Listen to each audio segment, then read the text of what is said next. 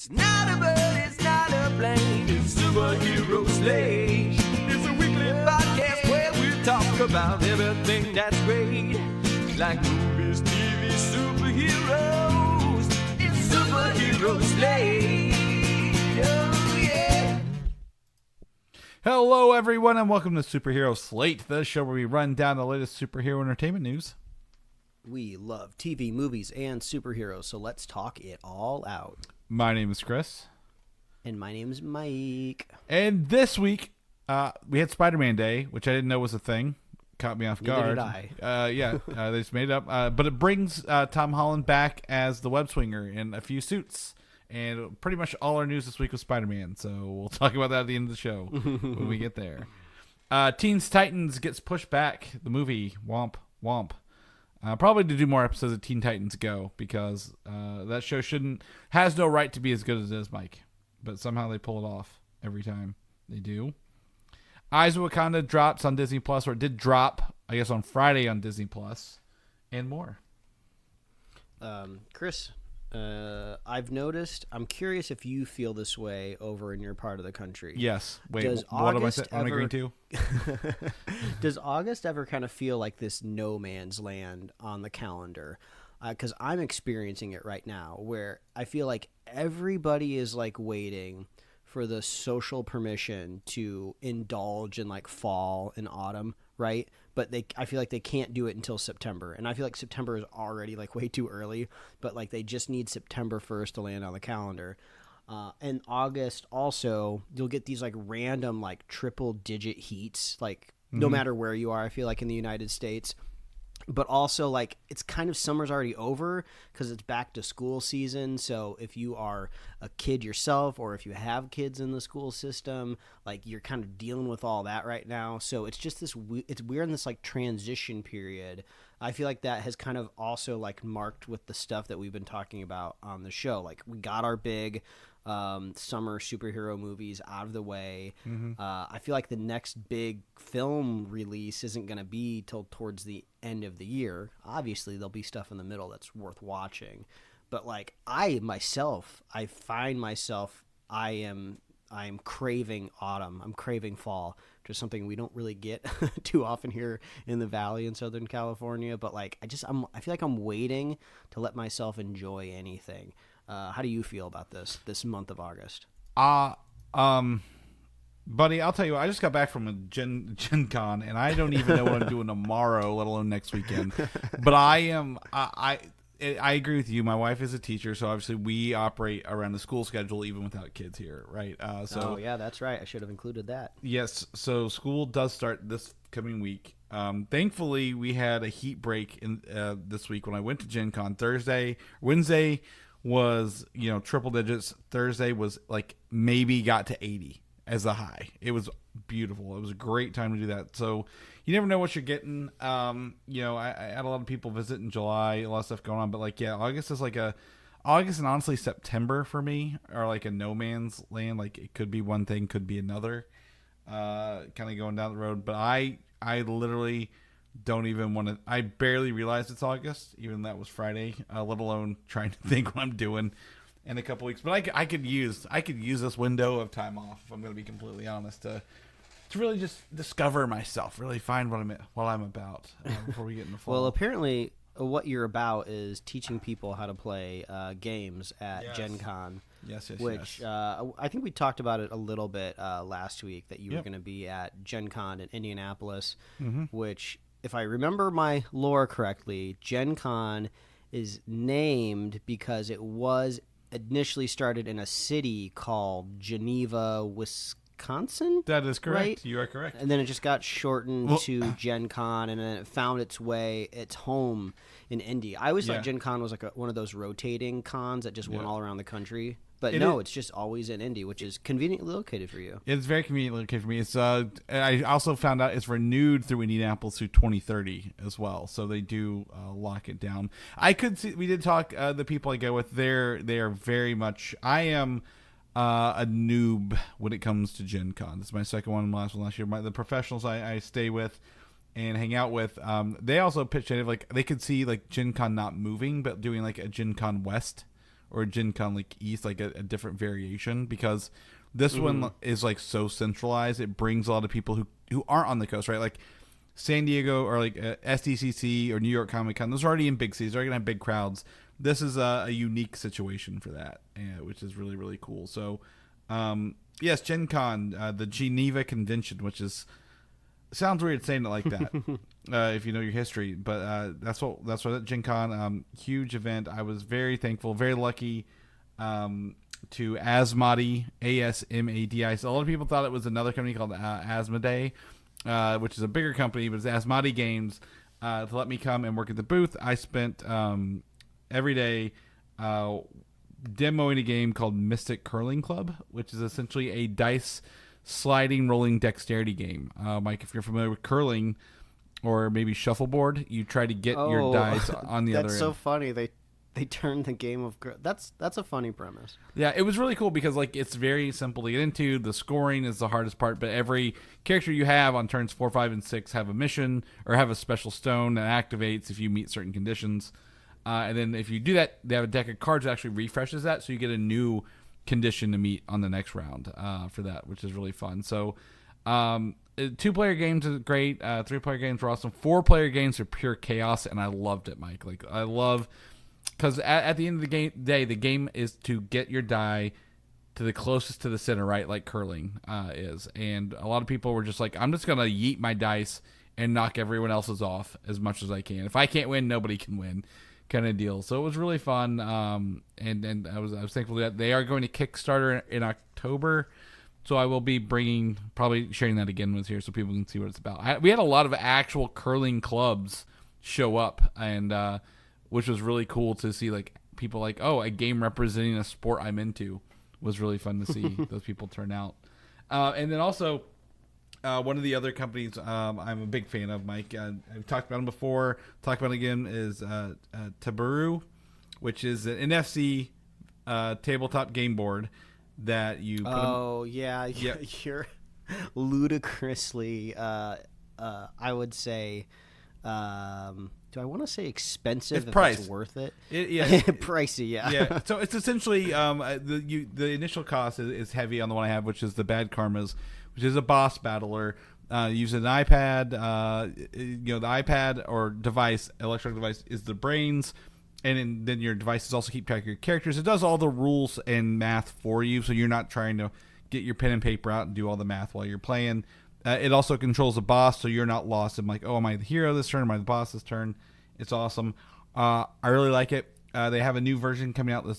It's in Game Found, which is like a Kickstarter right now, for Sword and Sorcery, which is D&D style, and I got to demo that and interview some of the developers who make the game. And if I had more of a voice and wasn't like absolutely run down from being at Gen Con all week, I'd do more. But I plan on following up with them, maybe releasing a bonus episode on the channel with them. But Sword and Sorcery is really cool because it's one of those things where they developed it where like you have your classes like from D&D, like the characters, a ranger, paladin, sorcerer. You know the archetypes of fantasy characters, right? And you actually have tiles that you put down on the NFC board. So as you play, if you discover a new room, you slide that tile off and and it tells you which room to put down that you've discovered. So there's a campaign to go through with these characters, but they've also recently unlocked a generative dungeon. So if like you came over, we're like, we don't want to do campaign, that's too heavy, let's just run a dungeon real fast. It'll actually just generate one for us based on the parameters we give it, which is really fun. So it was really cool to see all these characters interact. The game keeps has it like, so my phone or we had shared one device, but every time it went to that if it went to your turn, it would show you all your abilities and their cooldowns and stuff like that. It was really cool. I took some photos. I'll share them later, but it was really fun to play at. They also got to play their other version called, which is Vampire the Masquerade, which is essentially, it's very much a tabletop kind of RPG game that controls. It's hard to explain because I'm not as familiar with the property. But the way the map worked, I think you saw the map for the Bad Karmas, Mike. It's very kind of basic, like, the boss moves around. Well, in Vampire, there is no bosses. You actually move smaller figures around a city, which I believe is somewhere in Italy, like Milan. and it's very fun to play. It's hard to explain right now because I'm just so run down from this. But hopefully I'll have more information later. But it was really cool to talk to them about the technology and the licensing and how they're building this stuff out. Because one of the hardest things about games is like when you get a new game, like a big involved game, what do you have to do? Someone has to sit down and read the rules, right? Yes. So you can actually play. Somebody has to fall on the sword of teaching everyone else. But also, you can't just teach it. You have to teach it good enough to make people actually want to play it. Yeah. So the idea that their motto is over there. There's no rule book in the box. You just pick it up and play, and the game shows you the rules while you play, or like it teaches you while you play is awesome. So really really love that, and I'm glad to be back. I got to run into some people. I missed some other people, but I do plan on going back next year. If not on the floor, at least to play games with everybody, because getting introduced to so many games that I would never have access to normally is really really fun, and having people there who fell on that sword already, like who know the rules, teach me along the way is that much more fun. So absolutely love it. Love Gen Con. Recommend it to anyone who's in the games, even if one day, not the full weekend. But yeah. Mike, what have you been up to? I feel like I haven't talked to him forever because I've been gone out of town since Wednesday. Yeah, well, the wife and I are in this weird television lull right now, where it seems like surprise, since Hollywood has not been to work out here. It feels like there's nothing new to watch, or like we've watched everything that's already been put out. I put out a poll asking for people to send me recommendations, and I was just like sad to see like, oh, I've seen all of this stuff already. So we've been trying to dabble in other stuff, but surprise surprise, there's a whole other side of entertainment. It's called movies. We always forget to watch, so we unlocked a nostalgia corner of our brains, which is the Final Destination movies, which they had a brand new film come out this year, which we totally forgot about. But Final Destination Bloodlines, my wife was really into this franchise back in the day. And I've seen like one or two films, and, I thought it was fun enough. So we sat down and watched it the other night. And these movies are so much fun. I forgot just how crazy it is, even though like this person in this like set piece is going to die, you don't know exactly how, and they just ratchet the tension up, and they just like play with the audience. Like they know exactly what they're doing when they're writing these movies, and it's like so much fun. And then they know sometimes that what's going to happen, so they try their best to subvert your expectations. And when I finished the movie, I was like, what is it about this film? Like, what's the X factor of this movie to me compared to like, well, if I wanted to see somebody die in a gruesome way, there's lots of movies that do that type of thing, right? But I feel like what makes Final Destination a little bit more approachable for people is like, there's no like killer, right? There's no murderer. There's no evil person that you're scared of that's like lurking around the corner. Like death is literally just invisible, following these people around. So you just are anticipating the next like Rube Goldberg machine to go off. And I think that's like very pleasing for our like simian brains.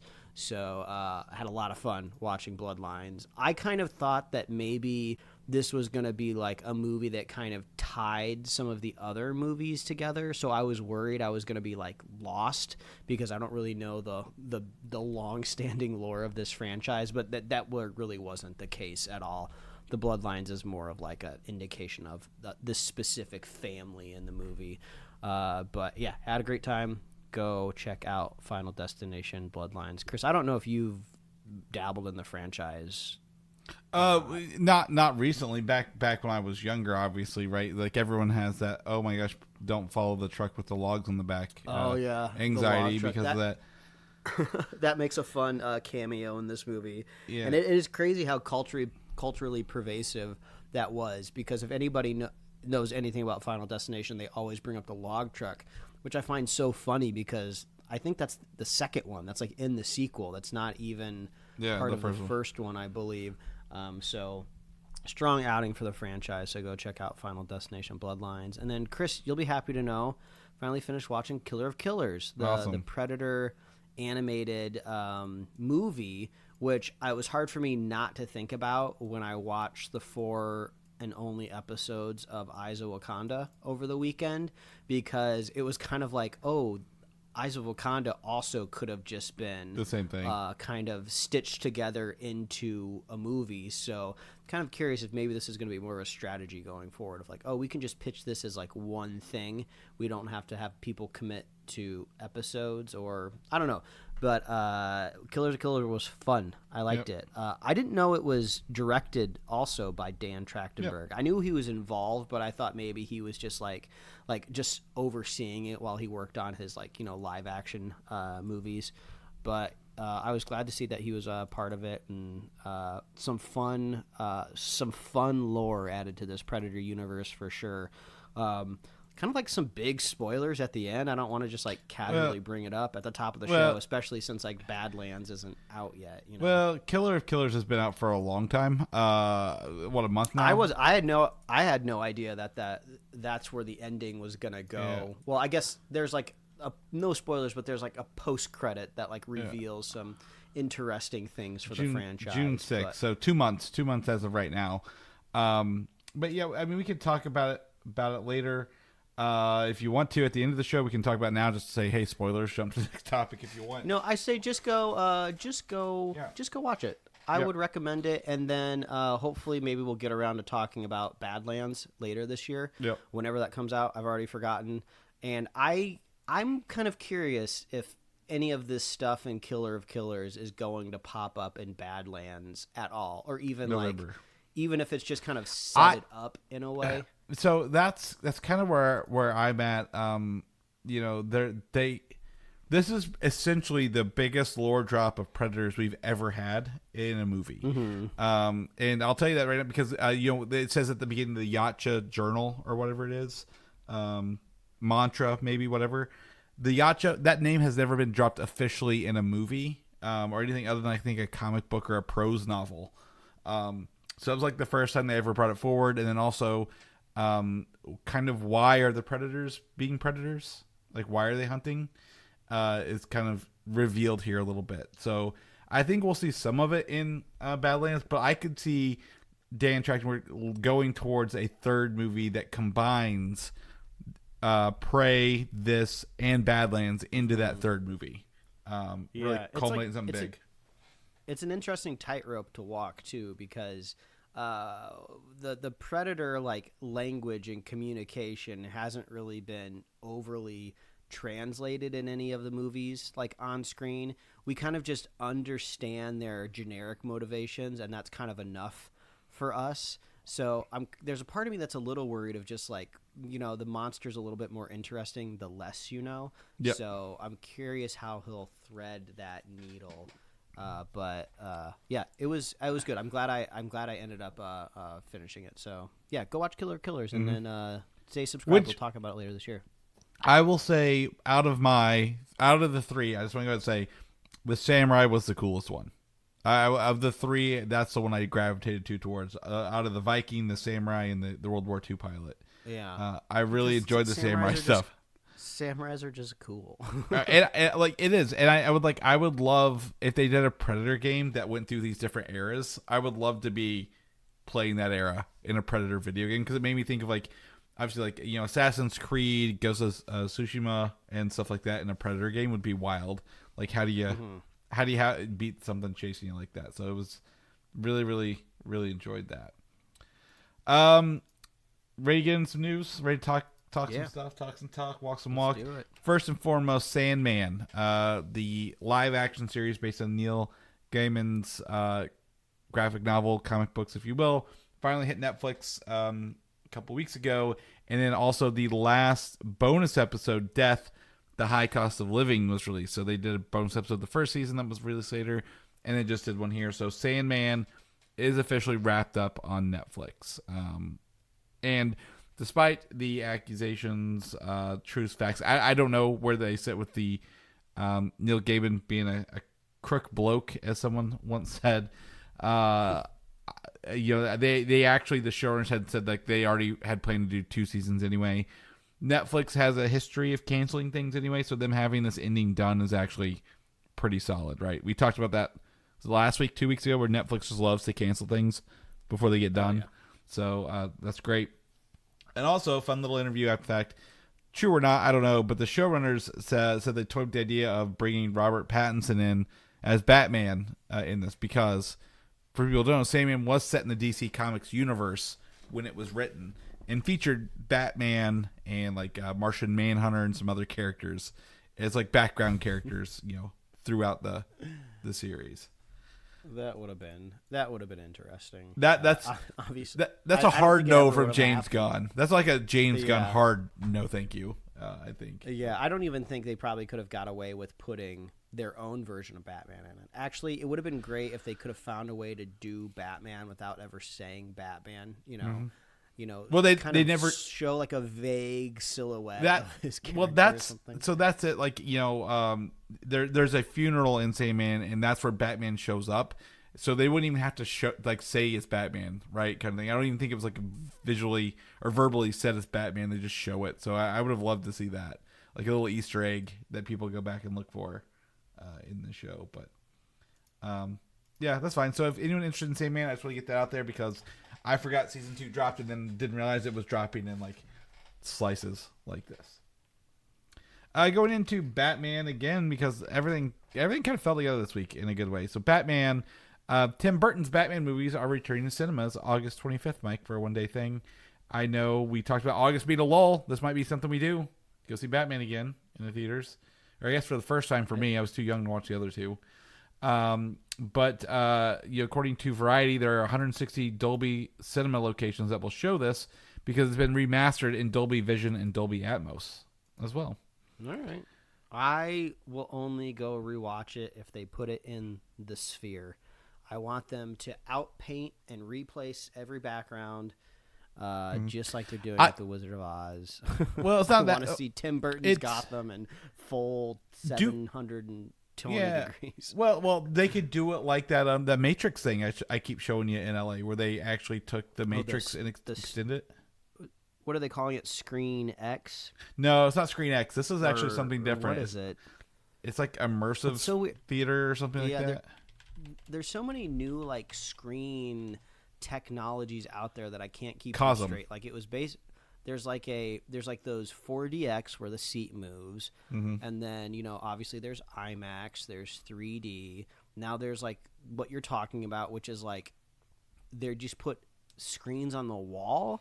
It's like not one continuous screen. I don't know if it's screens or projectors, but yeah, it's essentially like the frame around the movie becomes some of the movie, or at least is static, like consistent with what's on the screen a little bit. It's not one for one, but it is a very immersive experience, if you will. But they're not like adding, like they're not like extending the background of the frame. They're just like putting extra pizzazz around it. Like if you had to like embed a YouTube video in like your PowerPoint presentation, like, oh, what fun background are you adding to your PowerPoint? Is kind of like the vibe I get from it. Well, there's some video. Well, it's like the Matrix, like when they go into the Matrix and all the ones and zeros and shit go around you. They do have some animation, but like, yeah, sometimes it's just like, oh, it's just kind of here. But I think the Cosm is called Cosm, and I'm like, I would love to see this thing there if I could ever get over there. So they need to find a way to mirror these experiences in VR, in like a VR headset. Yeah, I knew where your head was. But they're gonna. I don't think they would ever do that because their whole business model is getting your butt in that seat and paying for it. So it would probably be cost prohibitive because I wouldn't want to. I wouldn't really want to pay for it in my VR headset. Yeah, well, I think I would probably pay for the app that lets you get access to the movies and experiences because they're probably gonna do more than the Matrix, and do that stuff. So I think that's where I would say I'd live in that. But I think it's great. Tim Burton said he hasn't watched these movies since he released them, which I kind of believe. He's kind of a weird guy anyway. But he did watch them again when they remastered them in Dolby Vision and Dolby Atmos. So I expect like maybe a home theater like release with these upgrades, by the end of the year. You're actually pitching something I really would want to watch. Find directors that haven't watched their own movies in a really, really long time and just sit them down and then they just record director commentary. That would be really fun to see them revisit it. I know Shia LaBeouf kind of did that like experimental thing where he rewatched all of his stuff. Yeah, years ago. That was kind of more like an artistic thing. But yeah, I would love to just sit next to Tim Burton when he's like, oh, I remember doing this. Like, I assume every movie back then they were all on cocaine. So they're probably just like, this is why I don't remember it. I was just on coke. Oh yeah, well I think also like I don't want movies in the past 5 to 10 years. I want people who haven't done like it's got to be over a certain time frame, right? Like, so I think it'd be really really fun to kind of have that here. Like if they release this, like maybe that's why they did it. Maybe if they home release it, it'll have the commentary on it when he watched it with that stuff. Because that would be great. That's a good idea. All right, moving into Superman. Do you remember Mr. Handsome in Superman, Mike? Oh, the weird, Slender Man type. Yeah, the monster. white alien-looking dude. Yeah, so Mr. Handsome was James Gunn revealed was Lex's first attempt at creating a human when he was 12. He couldn't do it the normal way with a girl. He had to actually do it in a petri dish. But that's where that guy came from. He's not like a white Martian, or like anything else. That was like his first attempt, so that's why he's kept him around and has him pull the lever in the other universe. It was a great visual signifier of like this little pocket dimension being like extra creepy. Like, oh, this isn't a safe place. You know, there's like really weird stuff happening here, and because you see, was it Mr. Handsome? Was that what you called him? Yeah. Yeah, like right away. He's like one of the first things you see when you go there. So, and he's so unsettling with like his eyes and his like sharp teeth, and the fact to know that he was supposed to be a human is even worse. I think like you're like, oh, he wasn't supposed to look like this. This is an accident, kind of thing. So, yeah, check that. You can when you go back, you can find out that little tidbit in mind. James Gunn's also out here doing damage control, I guess, on. Not reels, was it Threads or something like that? Apparently, he said that the Teen Titans script that Ana Nogueira was working on, she was told not to finish the script and move over to Wonder Woman instead. This is also our time to say that the movie was never officially announced from DC Studios. It's just trades essentially reporting on things that are being worked on. So it may get picked up later, may get handed to another writer. Maybe she'll return after she's done with Wonder Woman. But it sounds like, that is off the table for now. It's kind of interesting. I've never quite heard of a studio kind of using writers almost like they have like a bullpen of just talent that they like take on and off projects. I feel like that's kind of what you do with like a full-time employee of like a company, right? Of just like, oh, we're reprioritizing our schedule and projects. We now need to move you over to this. You're like, yep, okay, boss. Like usually like feature writers, they're kind of just like lone gunslingers in a way. Like you hire them for a project, they get it done. That's kind of like how the whole like Writers Guild is set up, and then they hop off the project and they go to find their next one. So I'm kind of curious if maybe there's some sort of new deals that are getting written over for Warner Brothers, or maybe this is just the only way that you can kind of stand up like a superhero franchise. You just have to have people ready and working all the time. So I have nothing against Ana Nogueira. I think she did Supergirl as well, I'm pretty sure, script.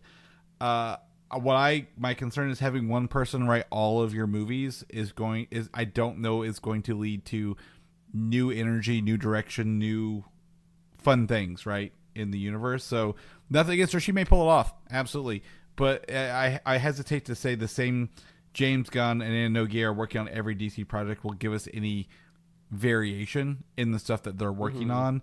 Clayface, we know, has a different writer, a different story, different director, so maybe that could be interesting. But it's just hesitation, not actual concern that this might lead to, not something that that your heart is in. If you're writing something you want to write, that's something different. But when you're being written something because they keep hiring you to just write movies for you, does that change the quality or the story at the end of the day?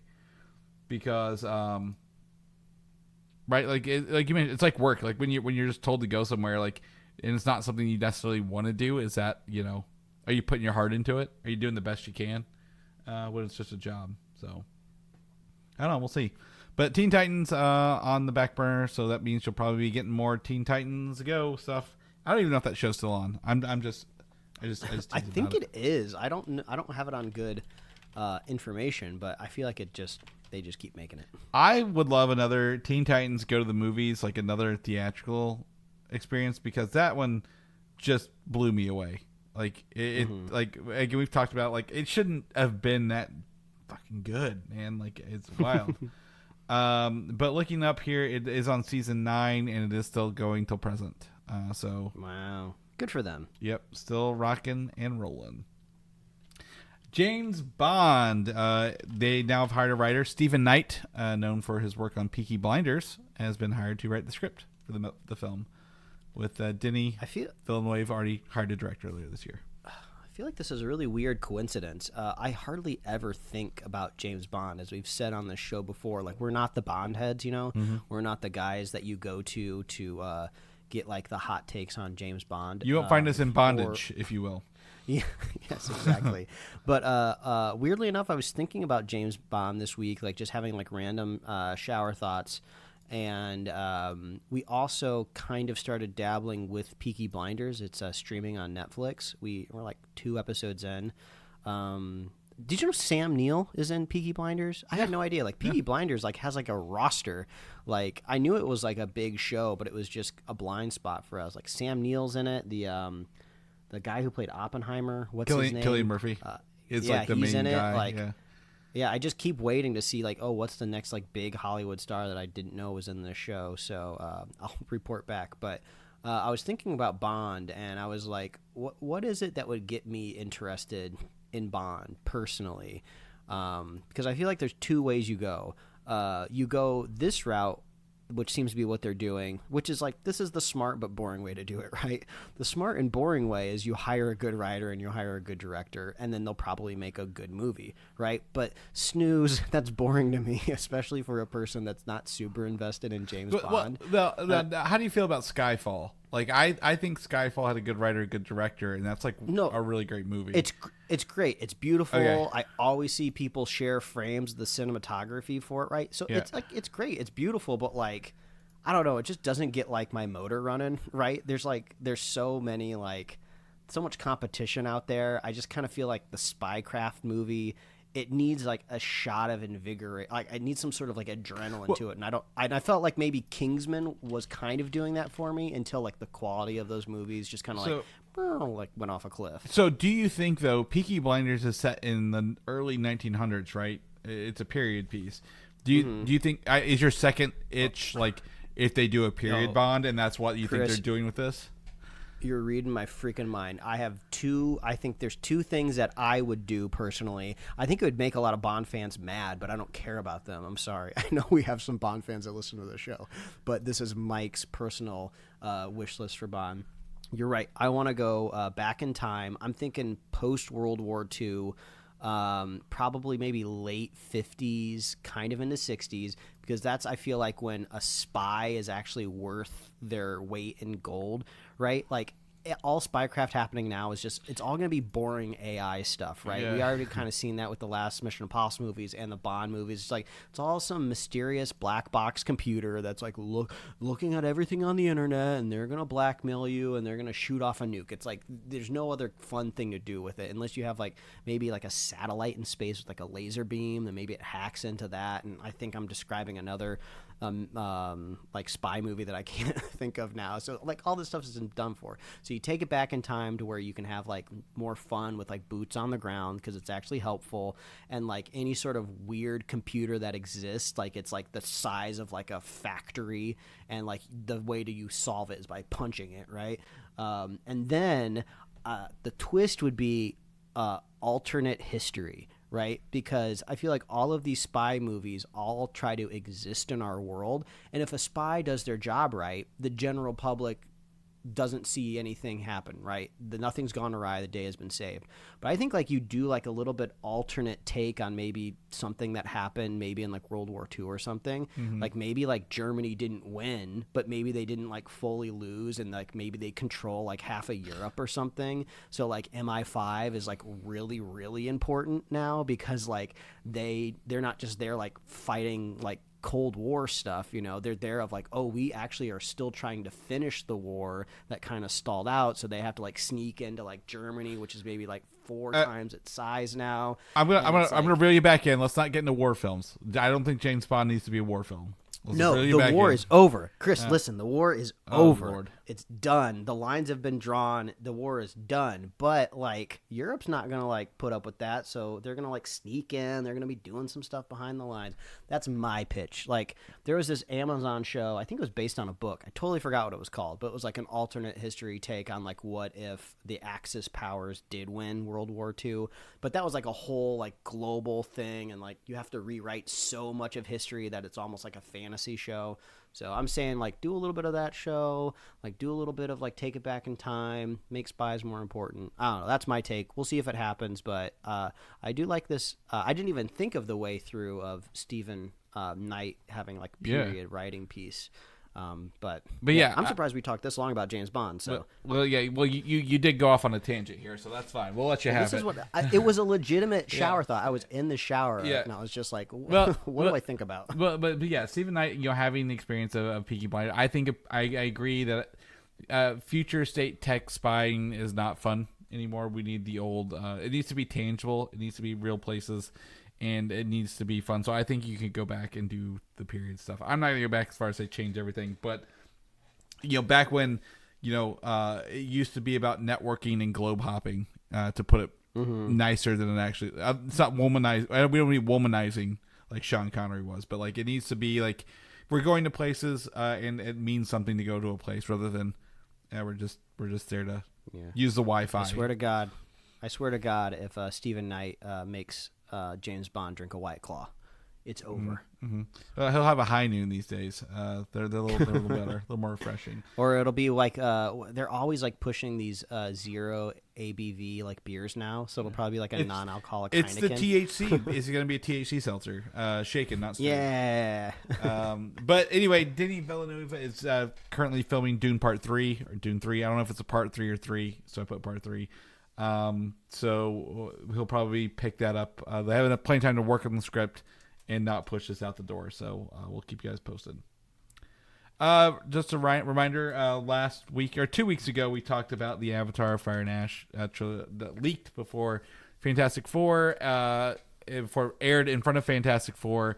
It also didn't debut online until Monday of this week after Fantastic Four had been out for the weekend. So if you had not got a chance to catch that, because you didn't go see Fantastic Four, you should. We recommend it. You can watch the Avatar Fire and Ash trailer here in our show notes. We have a link for you to watch. Yeah, Chris, I don't know. Did you have it? Was it in front of your screening for Fantastic Four? Yeah, it was the last one before the movie started. Yeah, I noticed the lights went down because I was anticipating the trailer. I really wanted to watch it in the theater, and then like the last trailer played and the lights started going down. I was like, oh man, we didn't get the Fire and Ash trailer, and then like we got it, and I was like, oh, it's attached to the movie. Yeah, it's like they cut it into the reel. Like this one is part of Fantastic Four. Yeah. Yeah, I think Rachel leaned over and she was like, "Oh, they're making a third one." I'm like, "Yeah, and a fourth and a fifth one." So buckle up, we got more to watch. They get 20 minutes longer every time they make a new one. Yeah. So I think this is the one where they took a pause in filming to let the kids age up a bit as well, because they filmed this with the second one. So I'm excited to see where everything goes. Mm-hmm. Switching into Marvel, we got Marvel stuff for the rest of the episode. Going Eyes of Wakanda. I have not been able to watch this. It dropped on Monday because I've been gone. Mike, you've seen it, but we do have the first trailer last week to show it off, and all 4 episodes are now on Disney Plus, and it also features. You watched all of them or just the first one? Okay. The thing that that's hitting headlines is that this is the first MCU's Iron Fist. In terms of era that we've seen, and also, if they don't bring Danny Rand over, that's fine with me. But this is the one that's showing there, and I think that's pretty cool that they were kind of able to dive in to characters that we haven't seen yet and pull them in because Iron Fist is a mantle, right, handed down, the powers handed down over time. It was great for me because I didn't know, or if we had ever talked about it on the show, I totally forgot that like the Iron Fist was going to make its appearance. So kind of popped up in the episode I was watching. I was like, oh, hey, that's like a fun little tidbit. I won't spoil anything, but the show is kind of like there's like a weird learning curve to it in a way of I feel like I've been primed with a lot of CG animated Marvel already to kind of know what to expect in a way of like where they take the violence, how the animation looks, and kind of what tone they're setting. And I feel like I had to reground myself with Eyes of Wakanda because they do this thing in like the very first episode where there's some pirates invading a town, and there's this guy defending the town, and he has like this axe, right? And they do this very Saturday morning cartoon thing where it's like, well, they're not going to show him like cutting people with the axe. So they kind of like show like the hits off screen, or like he's hitting people with like the hilt or the butt of the axe. So I was like, oh, is this like meant more for like kids? Like, who is the audience for? And in that same episode, they like literally show like a different like hatchet embedded in somebody's like forehead, and they like show it. I was like, what am I watching here? I don't understand if this is supposed to be a mature take on Wakandan history or what. So that was kind of a weird thing to try to figure out. And the animation, I don't know if this was a stylistic choice or what. I mean, everything looks beautiful. They have a lot of like background paintings, establishing shots that look beautiful. In the credits, they show off some concept art that looks great. But some of the animation felt like I was watching some of those more like How to Train Your Dragon animated TV shows where like everything kind of felt kind of like weird and like lemmy and like stretchy and a little like goofy, even though I was supposed to be taking it seriously. But I'm glad I stuck with it. They kind of bring all of the storylines back together in the 4th episode and kind of expand on the lore of Wakanda a little bit. But this definitely isn't required watching. Yeah. Like you don't go out of your way and stress if you can't give this one a watch. I just happen to have like a free 2 hours on a Saturday, which is very rare for me. So if the stars didn't align this weekend, I honestly probably never would have watched this. So, I mean, if you just kind of want to get to like maybe the fun bits of the you could probably just maybe watch like the last episode. But yeah, so I would say above average reception for Eyes of Wakanda. All right, moving on to Black Panther. I have nothing to say. I'm not going to talk about it. I'm not going to listen to it. So we're going to go to the next one. So Black Panther 3 is rumored to be taking the February 18th, 2028 slot for Marvel. So that is production to start early 2027 and then bring it back up there. Black Panther 2 was Chadwick Boseman dying, and also a pandemic movie that fell in November. But the first Black Panther was, obviously historically in that first February slot. So this makes sense to bring it back around for that, for the third outing.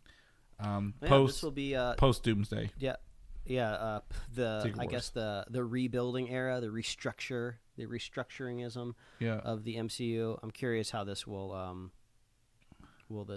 fit in. I mean, I think I'm looking forward to kind of going back to a proper kind of mantle for Black Panther. It seemed like they tried to establish a new hero in the second one, and it seems like it didn't really make much impact, I feel like. So I'm curious for them. Well, I'm going to go ahead and just go against that and say none of the Marvel Phase 4 and 5 stuff made any impact at all to begin with. That's true, yeah. So I can't say it's Black Panther's fault, but obviously none of that has really stuck or landed. Man, look, Chris, can you? Yeah. I never would have imagined this. You have always been the kind of optimist, defender of and then even this phase has eventually wore you down to where I feel like you may have always felt it in the back of your head, but now you're saying the quiet part out loud. Well, it's not even that.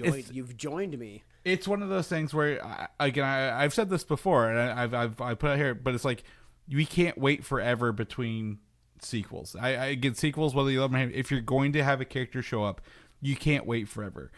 I'm going to go like Shang-Chi, right? Shang-Chi 1, like, very well received movie, made decent amounts of money. Where's our second one? That should have been like the first priority. once that like what came out. Like you should have got a second one by now. You bring up a great point because we were just casually rewatching Iron Man just this morning, the first one. I hadn't seen it in so many years. And the first one ended. We're like, all right, we're cooking now. Let's throw in Iron Man 2. And I was like, oh yeah, how many years was it in between these movies? I feel like was Iron Man 2 like just before or after Avengers? Like my timeline was totally off in my head, and I look it up and I was like, oh, this was just 2 years later. Yeah. And then I look up, I was like, oh, and then you get to see Robert Downey Jr. again in 2 years in Avengers, and then like 2 years later in Iron Man 1 year 3. So it just it was one. Okay, so it's even faster. So it's like you bring up like like you find a character you like, and like you get to see them again soon. And it's just like I love Simu Liu as Shang-Chi, and he's just out there evaporated in the ether. Yeah, and again, I'm not. It was a business, a corporate mandate from the higher ups, right? We all know that story by now. So you can't react as quickly when you're making more. But it's like what that finally in Thunderbolts we got to see Yelena, right? Her payoff after Black Widow and Hawkeye. Because people love her. She's a great character. Like, how many people talk about her and all the stuff she is. And they got that in Thunderbolts finally. We haven't. Black Panther 2, we should have had a Black Panther 3 by now. Just to get it done. Maybe, now I don't think there's no problem to solve, but the multiverse could have had some really cool things with like different Black Panthers because they also have like their spirit realm they deal with. Would have been great to see. But like we should have had some of this stuff. Doctor Strange 3 should have been out by now. So it's just really, it's not disheartening, but I'm like, get your priorities straight, get your good stuff in, get them done, move on to the next one, right? Find your next one and get them out, like kind of thing. So hopefully we'll see some of it this way. Black Panther 3 could be part of a rebuilding phase. I also would not be surprised, Mike, if it is the last, maybe like a coda for the multiverse saga, right? To have Black Panther 3 end everything off there, because it would be essentially a nice farewell as well. I don't want to start phase 5 or the rebuilding saga, the X-Men saga, whatever they want to call it, with a farewell movie or a trilogy ender, because I feel like that's a bad way to start, is with a 3. Look how Iron Man 3 turned out, right? It started phase 2 and it really didn't I don't think it hit the ground running when it did. So opportunities, but we'll keep you guys posted. Though I guarantee you San Diego Comic-Con next year we will have a very well painted picture of what Marvel's new plan of attack is with their movies. So knock on wood. Moving on to Avengers Doomsday, again filming right now. The rumor is X-Men characters will be pulling from their X-Men 97 looks, including they very specifically said Cyclops in the Jim Lee's base blue and yellow outfits that we all know him from. Chris, I just sent you that picture yesterday of I was on Disney Plus, as we just said, going through the multiversal saga category that they have up on there, and Spider-Man was in there, but my second picture never attached. It never sent. The X-Men 97 show, the reboot, a continuation, is also labeled as multiversal saga. And I guess technically, if you really think about it, literally anything can be in that category, because a multiverse is an infinite number of possibilities in a way. But it did make me wonder of just like, maybe there is maybe some intention of maybe springboarding some of these characters into live action. But I don't know. But it's smart. Everybody loves those iconic costumes. So at least reference them. Yeah, well, and how long have we had the black leather outfits, right, from the Fox era? So to bring those forward, we did get Wolverine in Deadpool and Wolverine, right, finally, and that worked out really well. I had no complaints against that. So hopefully we get to see some of those classic looks on these characters. But also, speaking of X-Men, Marvel is looking to cast lesser known actors and actresses for the lead roles to reduce costs overall, which makes sense because as we've seen this year, even with Superman and Fantastic Four doing really, really well at the box office, they're not guaranteed $1 billion movies anymore. That's just the future state, and that's how things are right now. Probably will be for at least till Spider-Man. Spider-Man seems to be $1 billion franchise despite the odds, but I think that's a global thing rather than a local thing.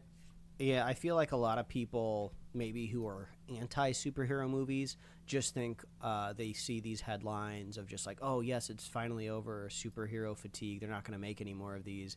But this is like drilling for oil in a way of like they're going to keep doing it until it's no longer cost effective, and then they'll just find a way to make it cost effective. So yeah, like these movies are still generating a lot of money. They're profitable. But they're just the budgets are just too high. So they just have to find a way to bring the budget down, and I'm sure there's some like producers over there that are like, oh, we're going to do it with AI. And then there's maybe some more old school producers like, no, we'll just find cheaper people. And it'd probably be a little combination of both, actually, in reality. But, I mean, they're filming all of these movies like over in London now. So they're getting like, I think like, 30 to 40% just slashed off the budget from the government over there. I guess from the royal purse. So yeah, I mean, well, it would even trim. Well, I would even say that like the thing is, if you use seasoned actors, what's it called, ramp, when they get paid more for more films over time. You get a Robert Downey Jr., you get a Chris Evans, you get a Chris Hemsworth. That keeps going up and up and up. The costs keep going up and up and up. Your return goes down and down and down. So by doing this, they can start low, and then if the movie does well, they can continue to go upwards, right? Until they cap out, then restart. And even if they were still making billions of dollars on these movies, this was probably going to be a strategy for X-Men anyway, right? You know, you got to bring in fresh faces. You got to sign them for like 15-year contracts so they can stick around.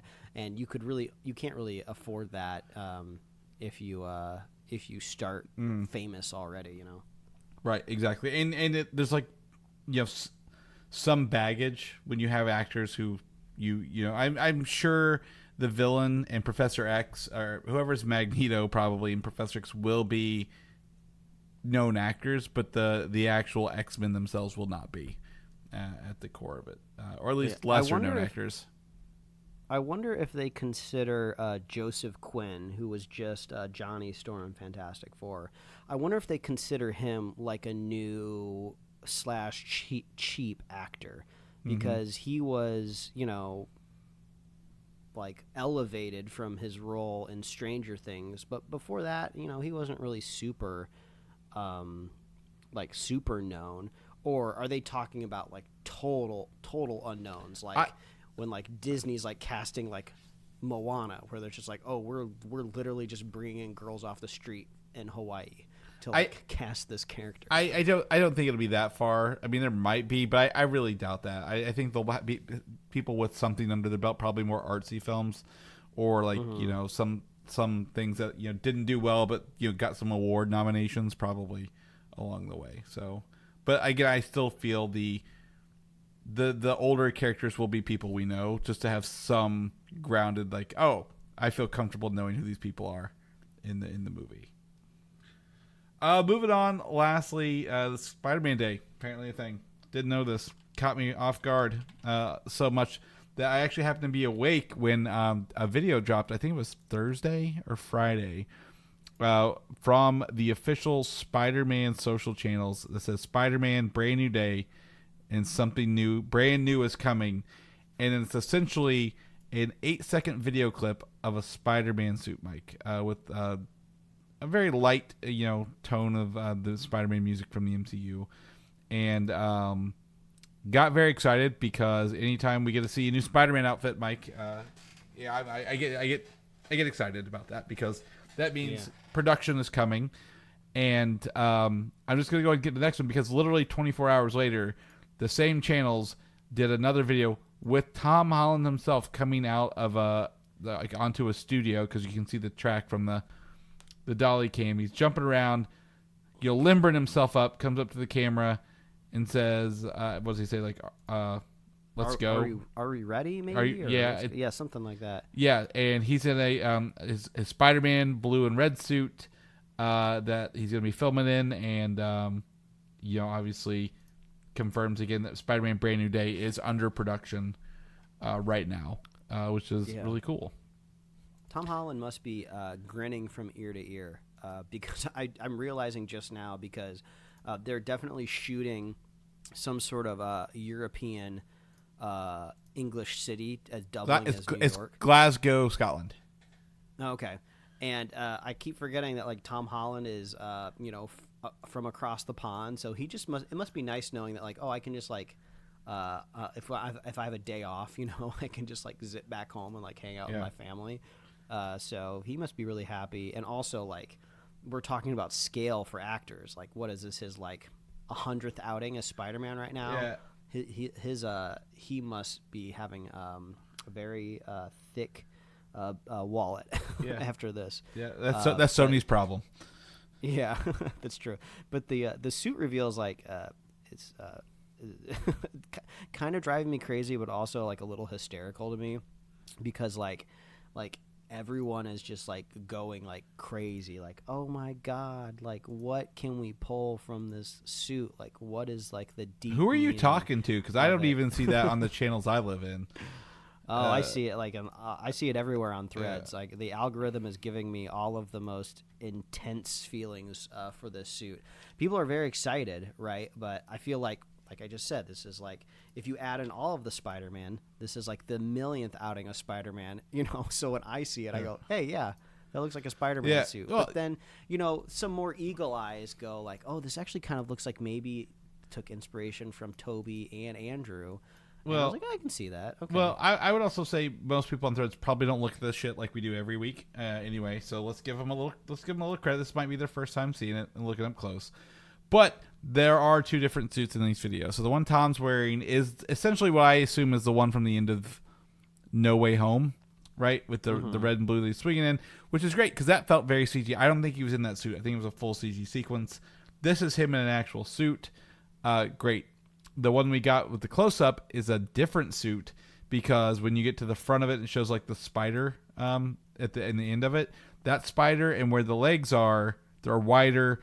The suit's raised. The legs are the whatever that latex webbing is across the suit, and the legs go together as the same color. The one he's wearing, it's much darker in the middle. There's not as much webbing on there, it looks like. So they are different, but with any good superhero movie, they always get new suits, right? Everybody gets. Spider-Man had Far From Home, he had the black suit that was inside out, the regular one he started with.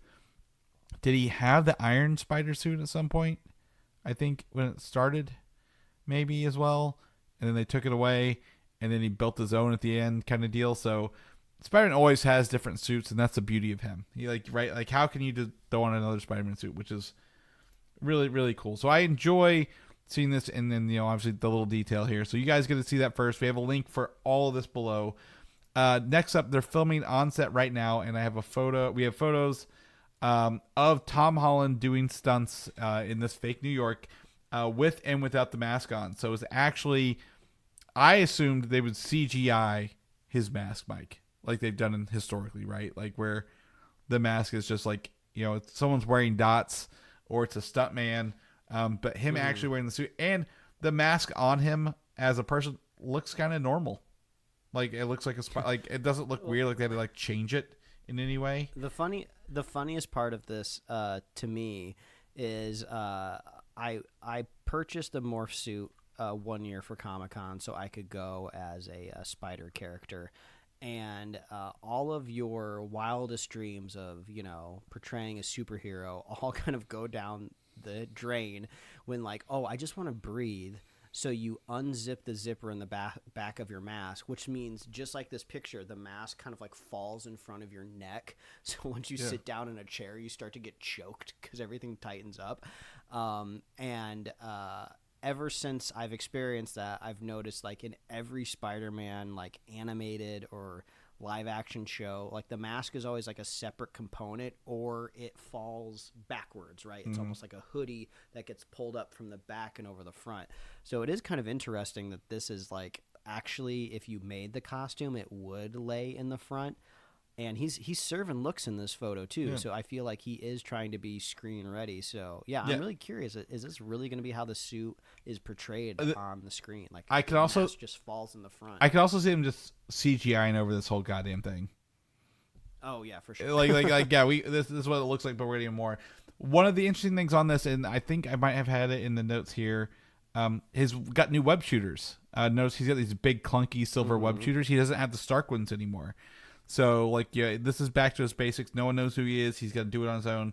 This suit looks like a, like you said, the bodysuit or whatever that someone would buy or make themselves. So he is operating probably cheaply and cheaper than he has before, and it's fun to see that kind of in this. So, check out those web shooters if you want in those images. Also, we have a video of them, of him, Tom Holland, doing the splits on a tank. On this, rumor has it this tank is Frank, oh my god, Castle's tank. That the Punisher is in this tank, and this is him fighting. Spider-Man's trying to stop Frank from running a tank down the streets in New York.